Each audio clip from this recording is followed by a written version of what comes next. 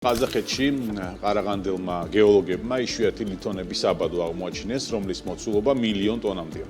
წერს ყაზახური მედია. კვლევითი სამუშაოების დროს წიაღის გეოლოგიური კვლევის სახელმწიფო პროგრამის ფარგლებში იშვიათი მეტალების რესურსის რამდენიმე პერსპექტიული მოედანი აღმოაჩინეს. ეს რეგიონი ასტანიდან სამხრეთ-აღმოსავლეთით 300 კილომეტრში, ყარაღანდის ოლქში, კარალასინსკის ჩრდილო-აღმოსავლეთით 100 კილომეტრში მდებარეობს.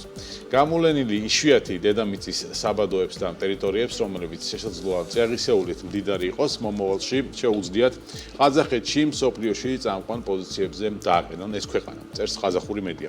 მათი შეფასებით ეს საშუალებას მისცემს იშვიათი ლითონების მაღალ ტექნოლოგიური ინდუსტრიის სწრაფ განვითარებას. საკმაოდ თამამი განაცხადია ყაზახეთის მხრიდან იმ ფონზე, როცა მსოფლიო სრულად და ბოლომდე სავაჭრო გადალაგების პროცესშია, და თან ბოლო მონაცემებით ვიცით, რომ ამერიკის შეერთებული შტატები უკრაინის შეთანხმება ჯერჯერობით შემდგარი არ არის, რომელიც უკრაინაში არსებულ იშვიათი ლითონების საბადოებს უკავშირდება და ამ შეთანხმებით უკრაინამ ამერიკის შეერთებულ შტატებს უნდა გადასცეს.